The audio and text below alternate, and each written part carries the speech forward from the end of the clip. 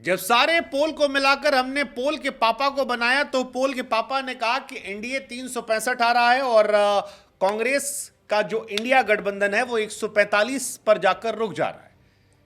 लेकिन अभी भी लोगों के मन में गुरु सवाल है कि क्या वाकई में मोदी जी तीसरी बार आएंगे? क्या वाकई में बीजेपी 300 के पार जा सकती है?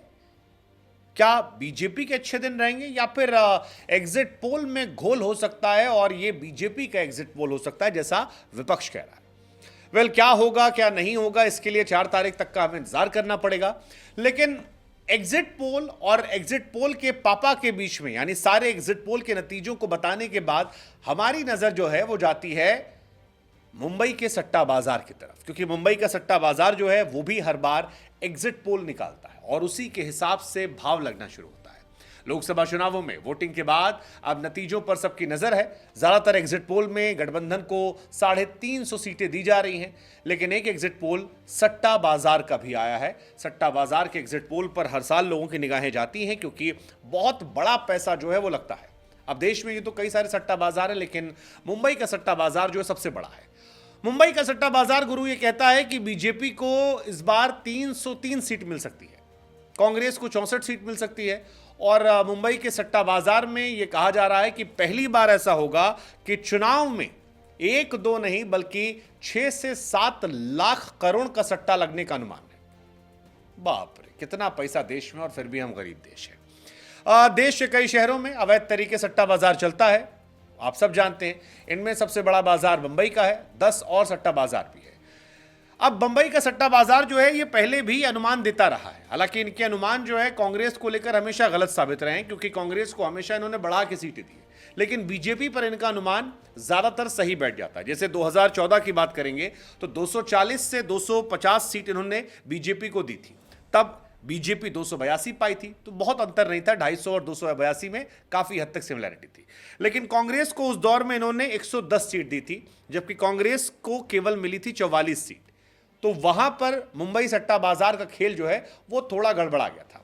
इसके बाद साल 2019 आया। 2019 के लोकसभा चुनावों में बीजेपी को 303 सीटें मिली थी और कांग्रेस को 52 सीट मिली थी।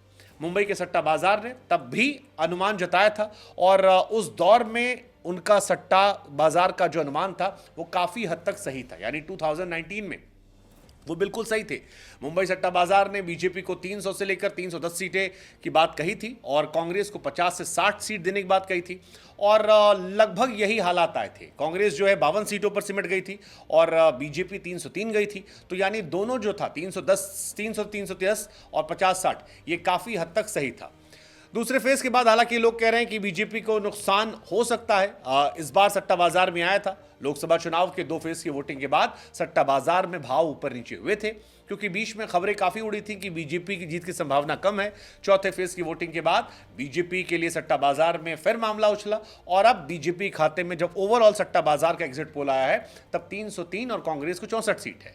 अगर सट्टा बाजार की बात करेंगे तो बीजेपी के लिए 250 सीट जीतने पर 12 पैसे का भाव है, 275 सीट जीतने पर 27 पैसे का, 301 सीट जीतने पर 1 रुपया का भाव है, 310 सीट जीतने पर 1.65 रुपया का भाव है। कांग्रेस की बात करें तो 50 सीट जीतने पर 33 पैसे, 60 सीट जीतने पर 1 रुपये, 61 सीट जीतने पर 1.15, 62 सीट जीतने पर 1.40 का भाव जो है फिलहाल वो चल रहा है। 16 राज्यों में बीजेपी के लिए भाव है और बीजेपी को बड़ी पार्टी के तौर पर सट्टा बाजार फिलहाल मानकर चल रहा है। कई सारे वीआईपी सीटों में पार्टी वाइज भी सट्टा बाजार जो है वो लगा रहा है और शायद यही वजह है कि 6 से 7 लाख करोड़ रुपया जो है वो सट्टा बाजार में लग चुका है।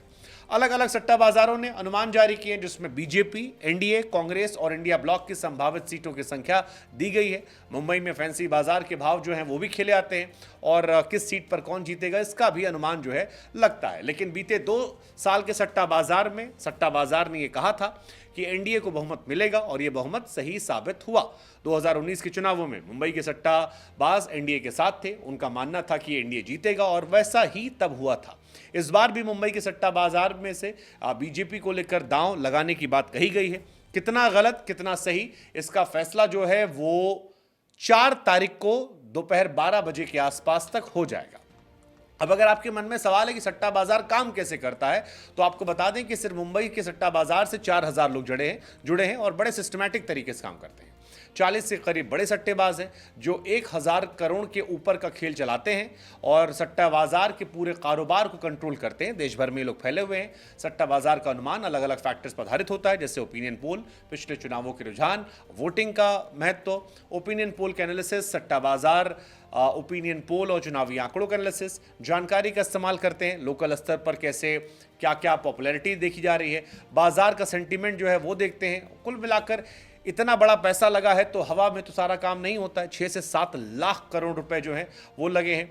अब तो ऑनलाइन भी होगी सट्टेबाजी, अब फ़ोन पर सट्टेबाजी नहीं होती, ये पूरी तरह ऑनलाइन है। सभी ऑनलाइन सट्टेबाजी पोर्टल और ऐप्स के सर्वर जो है विदेशों में रखते हैं ताकि पकड़े जाने के बावजूद काम धंधा जो है वो चलता रहे और ऑनलाइन सट्टेबाजी पंटर को जितनी लिमिट मिलती है उसके ऊपर उसे सौदे करने की इजाज़त नहीं दी जाती। ये उनका एक अपना सिस्टम है जो सरकारी सिस्टम के साथ चल रहा है। क्या बिना सरकार के है पता नहीं, लेकिन इतना ज़रूर है कि इस सट्टे बाजार के एग्जिट पोल ने भी बीजेपी की तरफ हवा बनाई है। अब कांग्रेस कह रही है कि यार 150 से ऊपर अधिकारियों को फोन गया है, चुनाव आयोग कह रहा है कि अधिकारियों का नंबर दे दो, आम आदमी पार्टी कह रही है कि जीत हम रहे, क्या नाम एग्जिट पोल जो है गलत साबित होगा। गलत होगा सही होगा 4 तारीख को पता चलेगा, लेकिन सट्टा बाजार का एग्जिट पोल कहता है अब की बार एक बार फिर मोदी सरकार।